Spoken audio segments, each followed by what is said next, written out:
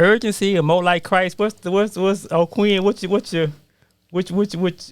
like how should it's I? all that. Yeah. Of course, we got that Q in common. Yeah. You know what I mean? Oh Queen. Oh Queen, yeah. And urgency is not just the name, but it's the message. Okay. You know? I got you. And of course, More Like Christ, that's the business. Yeah, you know? yeah. All right. Yes, Already, sir. right? What's going on, y'all? It's your man Quincy Weststone, aka Q Stone, and welcome to another episode of the BeatStreet Podcast, man. I hope y'all doing all right for this new year. Just want to say what's up, man. Blessings to everybody out there, man. And we gonna get it cranking up, man. I got my dude in here, man. I met you, man, probably about, let me see, 2015, 16, something like that.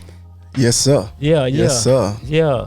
What it do, man? My man, Queen, man. All is well, Q Stone. All Yeah. It's You a pleasure to be here. Already, man. You came to the studio, man, and put some stuff down, man. I was like, man, this boy got some skills, man. Likewise, bro. Yeah. How long you been doing your thing, man? As far as with the pen and the putting it down. Well, the pen and actually putting it down since I was like 14 years old. Yeah. 14 years old. But as far as just doing it for Christ, since I was like 24 years old. Okay. And I'm 36 now, so. Yeah, what part of town you from? Where you from? Sunnyside, Texas. Sunnyside, Houston, Texas. Sunnyside, man. That's what's up, man. I used to live, when we first moved to Houston, we used to live over, it's a street called Barberry. Oh, okay, yeah. It was two duplexes over there by themselves. We used to stay with one of them on the right side, man. That was a long 4,000, okay. Yeah, that was a long time ago, man. It's Sunnyside. And I ended up living on Sunnyside for a little while. Yeah. When I got older, and I was right around the corner. So yeah, man. So what's your just tell me about Quinn, man. You say you started rapping when you was 14? Yeah, I was 14 and then years you started doing it. So how did that progression happen? Like, how did you just start, and like, why did you start rapping? I got an invite from a friend of mine to just be on the track. You know, I wasn't doing no rapping at all, but he actually invited me onto his track. He was with Presidential Records. Okay. And you know, at that time they had Zero, so they was in the mix, and so I just had the pleasure to be on one of his tracks. And from there, when we did that song, I never turned back. You know, just getting out there, being heard. Yeah. You know, it just gave me it lit a fire under me. Mm-hmm.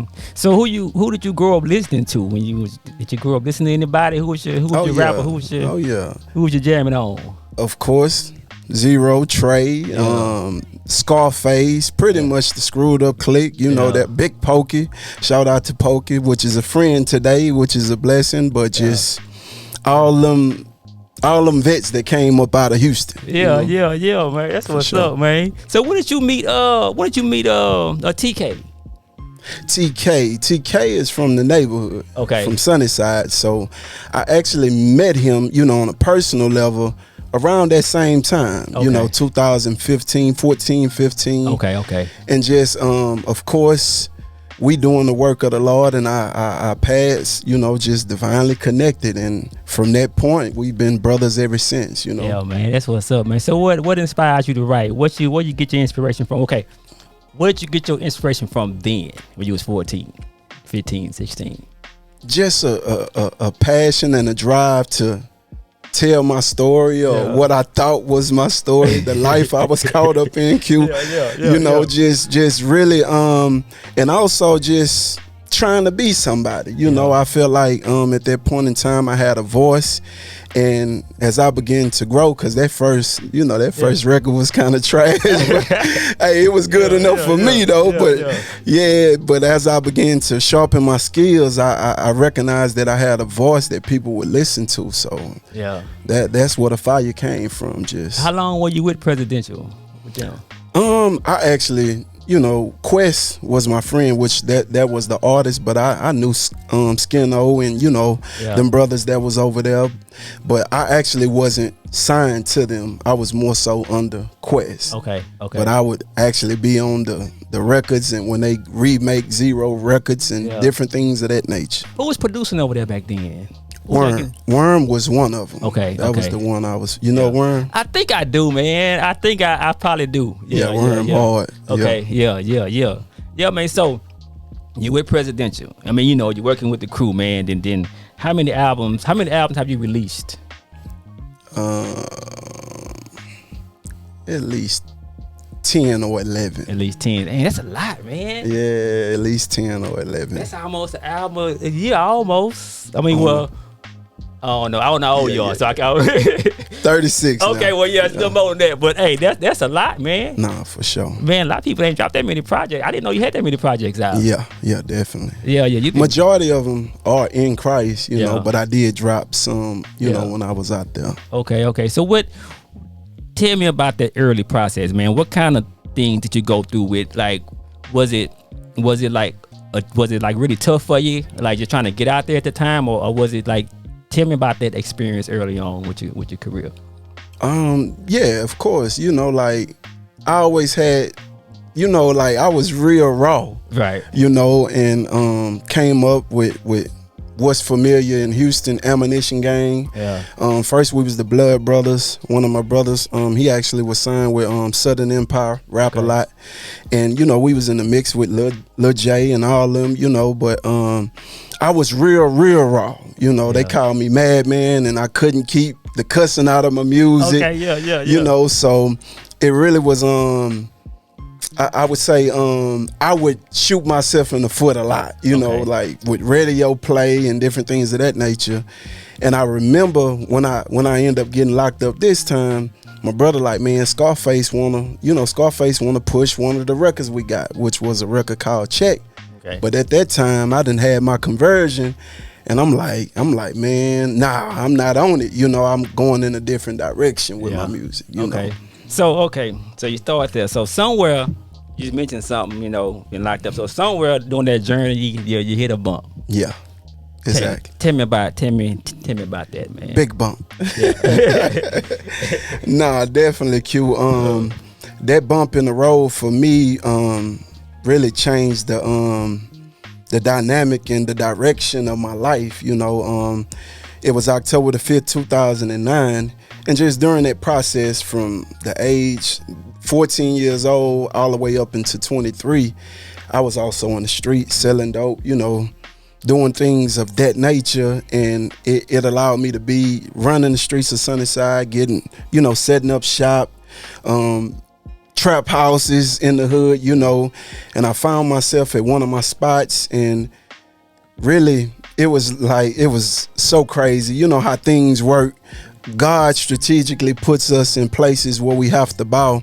But I just remember the Lord coming to me, like, you know, it was an unction in my spirit on Friday, and he was telling me to come to church on Sunday.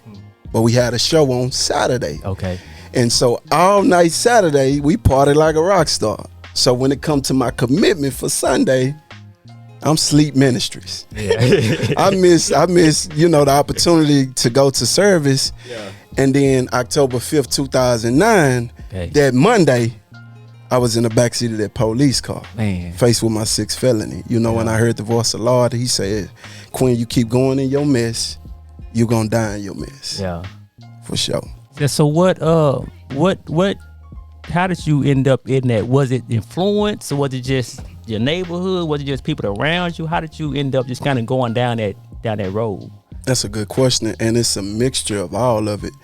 It was, of course, the peer pressure with what's presented in the neighborhood. Mm-hmm. What you see the most is typically what you gravitate to, but also those things that was internal on the inside of me. You know, I grew up in a household with my grandmother. Okay. You know, and my father and mother was living, and I would have the challenges of like, why they not here? You know, what did I do, you know, to make them reject me or not take me on? And I didn't have the answers at that point.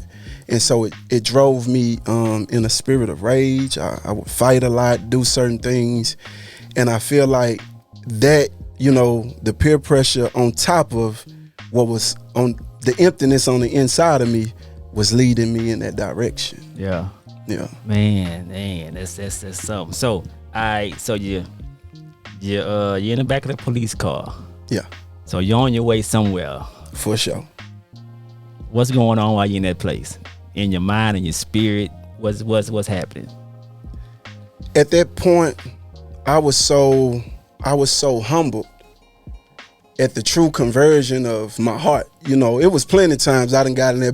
I think every time I got in the backseat of that police car, I'm like, Lord, if you just get me out of this one, you know what, I'm a live for you. You know how we do. And it's just the commitment and the conversion this time, the real heartfelt cry out to the Lord.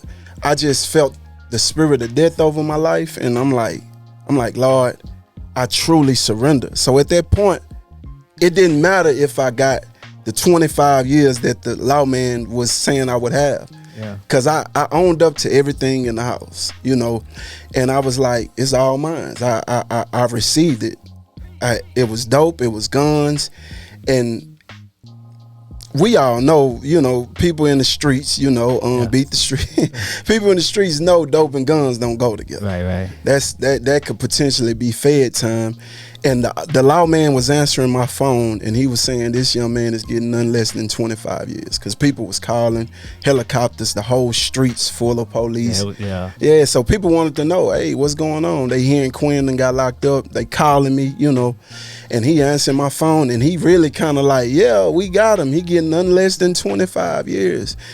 And God just has a strategic way of doing things, man. And by the grace of God, you know, I committed, you know, I said it all was mine, but God favored me in the process. Yeah, because, you know, you already know what he got in store for you. Yeah, already. The purpose. So apparently you already knew God. Yeah. So how were you introduced? Oh, that's a good question. And I just want to send a shout out even right now to I would say my godmother, or, you know, adopted mother, you know, the mother that adopted me. But my next door neighbor was Pastor Calvin Miller today. But he was my friend then. And I grew up in a house, you know, we had good morals, but we wasn't living, you know, we didn't know the Lord like that. Yeah. But they did, you know, and we was, you know, I was watching their lifestyle, and it drove me towards the curiosity to actually go to service with them. So I actually asked them, could I go to service with them? And I would go to like the vacation Bible schools here and there. I never really committed everything to church, but that's where it was presented to me. Yeah. It'd be them seeds, man. The early seeds get dropped on you, man. Yeah. So were you while you were in there, did you what things did you put into place to start transforming? Where you just start getting your word a lot? Or you just what? Let me say this before I answer that, and rest in peace to mother, because she just passed. Okay. His Calvin Miller mother, she just passed last week. And she just transitioned, and I'll be a part of the service as well, you know, speaking on the behalf of, you know, her labor of love, you know, in my life and to the lives of others. But if you could, what you say again? Okay, so what, what about question? What did he say? So you was in so while you was in there, man, and the transforming, is that where you really began to really start transforming, pushing that way? So definitely. What were you doing? Were you just in your word? Were you just or you just started just dedicating your time and your everything to the Lord and everything like that? Definitely. It was this is what I share with people a lot of time. When your cry is sincere, God begins to work it in your favor. And typically you won't even see it. So I went in, you know, in the county jail, that process. Everywhere I went, God gave me like prayer groups, different things of that nature to really become a part of. But at that time, I'm edgy, you know, and I leave, you know, I'm leaving the prayer circle, and I want to call people to the corner, you know, because I'm a corner Christian, you know, I'm a corner follower of Christ. And I'm calling people out, and that was like, I was dealing with a lot of anger, and it was through those times. I even remember one of the brothers, you know, and I thank God for people in my life that saw that I was authentic with going after God. Yeah. And I felt like that gave them the liberty to really give it to me how God would want me to have it. Yeah. And I recall a brother hitting the table like, Quinn, everybody not you. You know, it was something that I was like, man, I did this for you, and you know, it's only right that you do this for me. Unrealistic expectations, right, you know what I mean? Yeah. And he hit the table like, Quinn, you gotta realize everybody not gonna do it how you do it. Right. You know what I mean? You gotta give that to God. Yeah. Yeah, so throughout the process of just developing, like I went from being edgy to actually having a true, sincere ear for God.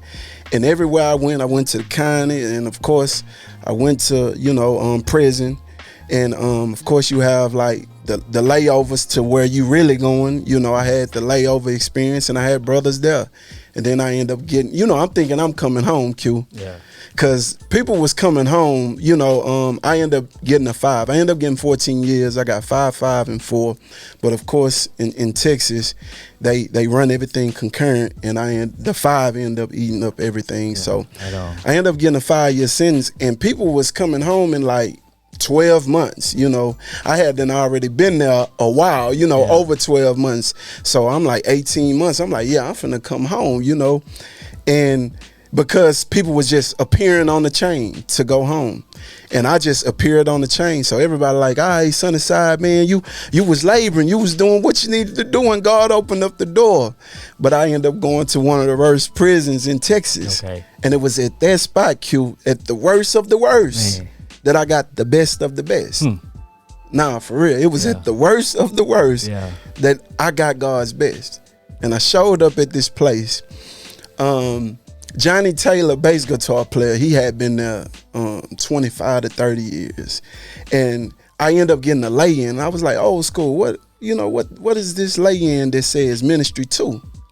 And he like, oh, you must came from another unit and you was already in ministry, and I'm in ministry 2, and I'm like, I ain't never been in ministry. I don't know what ministry 2 is.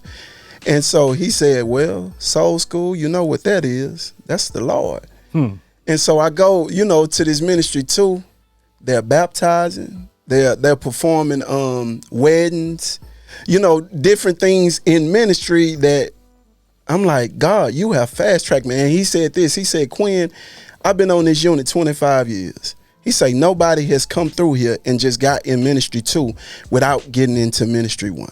That's never been heard of. Yeah. So I skipped everything. And, the things that I do today, like, even with, like, because of the message urgency, a lot of people call me to funerals and different things of that nature, and weddings and all that, and it's amazing how that is the thing. Those are the things in which I'm doing today. Yeah. So God was preparing the way for me. Man, he took you through it to prepare you, man, because he knew, man, he got to make you right. Yes, sir. He know you're going to be powerful brother on these streets, man. Man, it's a blessing. So tell me about the no, I don't want to get to this yet. So you go through, you about to get out.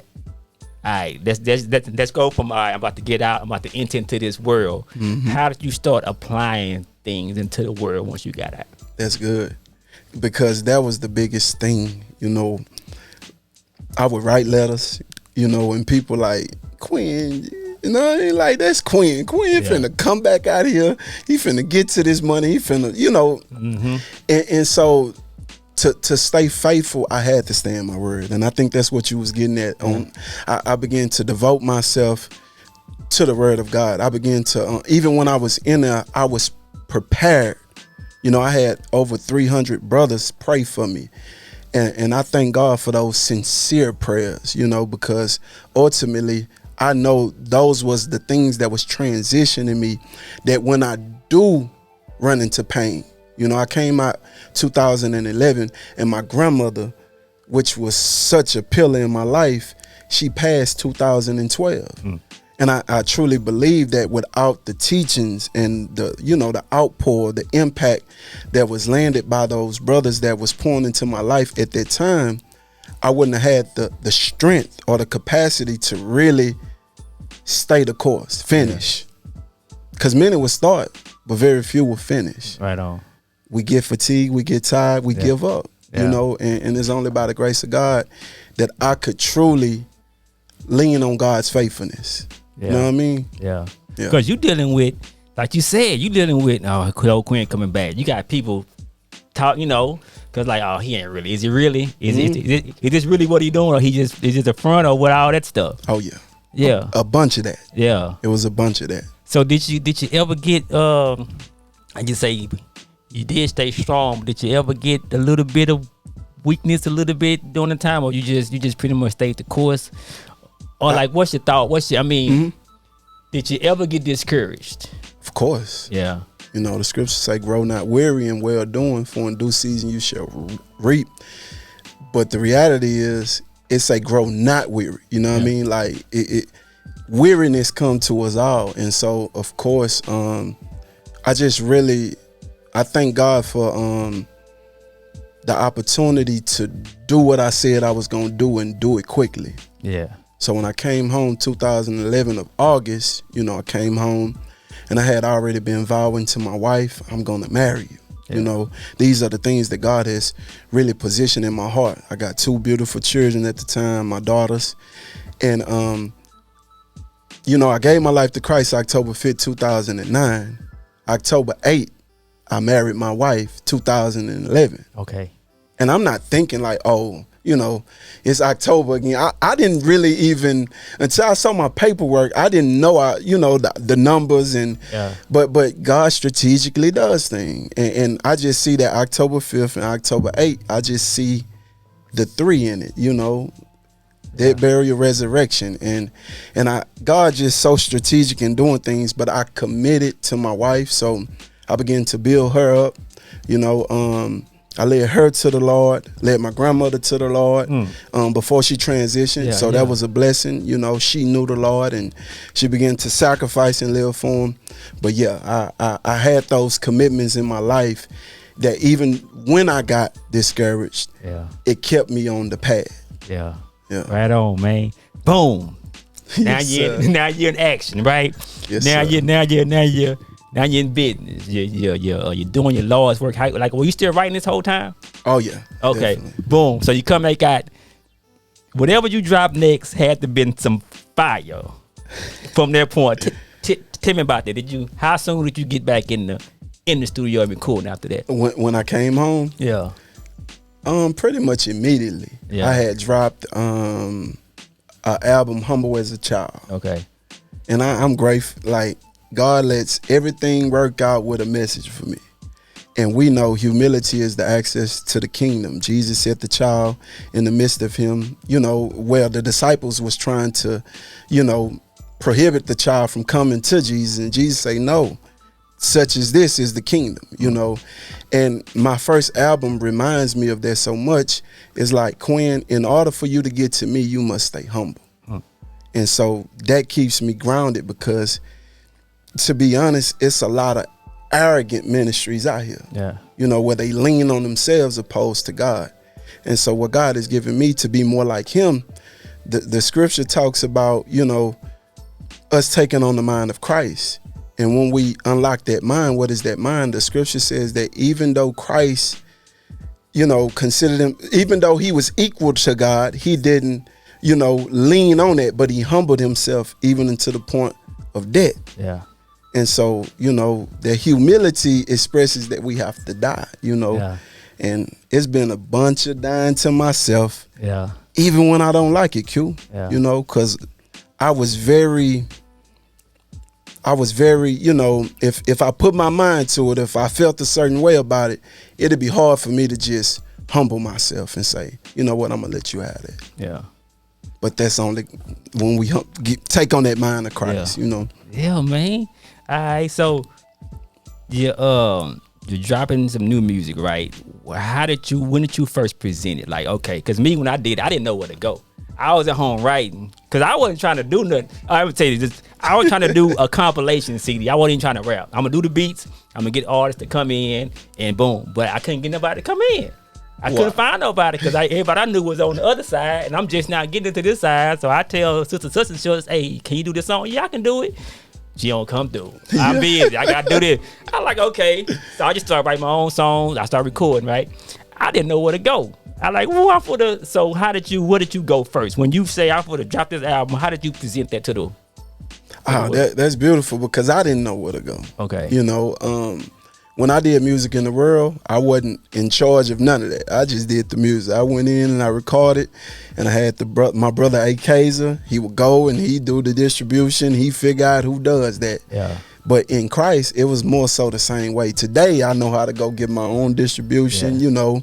I know how to get it out there, you know. But I had a brother, Jay Dabney. I don't know if you're familiar with Jay. I know the name, man. I know another name. I know he went by Trinity at first, but he go by Jay Dabney now. I know that name. Oh, I know Jay Dabney. I know Jay Dab. I know Jay Dab. I know. Yeah. You know him. But he really helped me navigate and get to where I needed to be, you know, with a lot of connections. And so with distribution, teaching me, you know, who to go to press up, and just showing me, you know, he was already doing it. And, you know, I just praise God for them people, them forerunners, them trailblazers that you can go and just do what you do, you know. Yeah. So. I guess more so is, where did you go? Like, not as far as getting it out to like the distribution, but like, how can where am I going to go and minister this to? Oh, yeah. You know what I'm saying? I was in front of gas stations. Yeah. I was out and about, you know, the parks, and, you know, of course, I play ball, so that always was a tool to say, hey, man, I got this CD, you know. Yeah. Oh, bro, I'm gonna bless you, man. You know, because of connections that you already built in the neighborhood. Yeah. So I would be that person, like, right in front of the store before you go in. Yeah. Hey, can I share my testimony with you? Yeah. And then people like, man, your testimony, where you from? You know. Yeah. And that was, you know, a tool to really engage the people and establish that presence. Yeah. And God has given me great wisdom with that, you know. Man, that's right on, man. So tell me about the More Like Christ movement. Yeah, definitely. Tell me about that. And More Like Christ, Philippians 2:5, let this mind be in you, which was also in Christ Jesus. It's just becoming more and more like Christ each and every day. Yeah.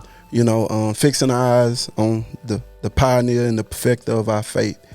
And pretty much the movement is, you know, God always bring me brothers, sisters, people, you know, and ultimately just giving them the message that, of course, God is not looking for perfect people. Yeah. He's looking for present people. And if we get in his presence, he'll perfect everything concerning us. Yeah. And just sharing that with the people, like, aim to be more and more like Christ. Put Christ's life on the display, and he will show you the way. He is the way. Yeah. You know what I mean? He is the direction. Yeah. Yeah, so that's what More Like Christ about. Not kicking yourself in the butt too much. Get up, keep going, keep looking to Christ. Yeah, right on, man. So you did you take a break for a minute in releasing stuff, or did you? You probably right. Yeah. I would say from 2016 to 2020, I was still writing. Yeah. But then I started pastoring. Yeah. Okay. Okay, that's what you want to know. Yeah, I started pastoring, and I started off as the outreach pastor. Okay. Because of the influence, you know, in front of the store, you know. Yeah. So people would already be coming to church, you know, Quinn, what church you go to? And I was just doing the labor. I never set out to be a pastor, none of that. But when our ways please God, God elevates us, you know. And so I just had a heart to really share my testimony with people, and just, of course, people that come from the walk of life that I come from. Yeah. So they can relate to it. A lot of them knew where I came from. Yeah. Some of the guys that didn't know where I came from, they couldn't deny, you know, the tattoo, gold teeth. I look like them. Yeah. Like what? I don't see nobody that look like me, you know, loving on the Lord like this. Yeah. You know, so. Yeah, man. Yeah. Oh, really, man. I had a question in my head with it would away, Ray. So now you're pastoring.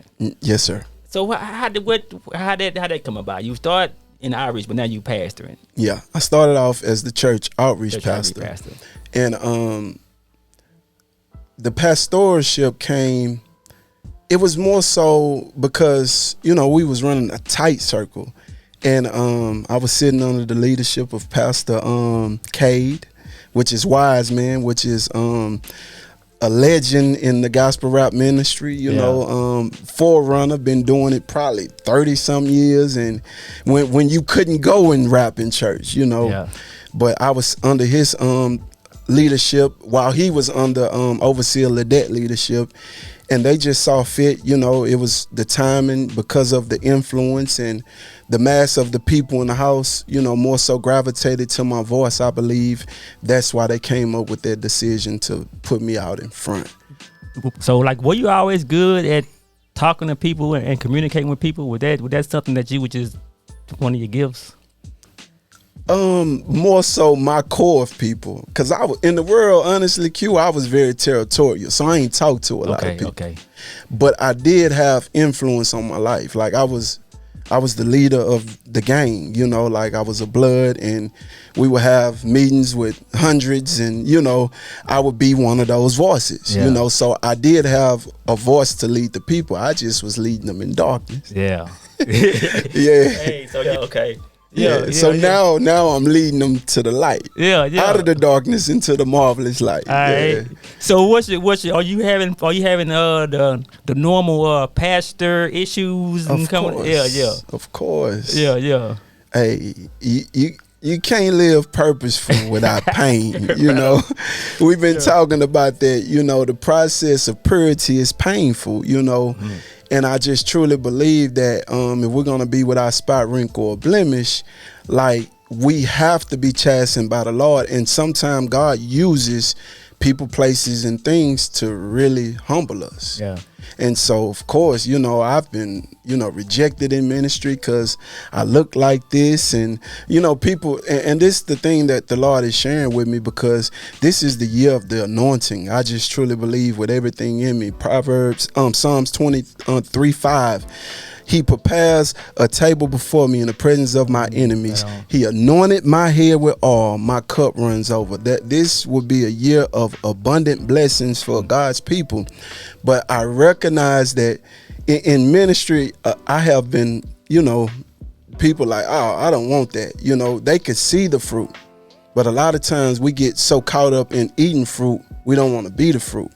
You know, and I recognize that we would despise what we don't understand, even when we know God doing the work. And that's what God, and don't get me wrong, there's a lot of people that I have bridged the gap. I've had 90-year-old women that come to me like, I would never listen to rap, but young man, yes, you know, and but I definitely have had the challenges of you know, ministry and just the fake, the phony, all that, you know.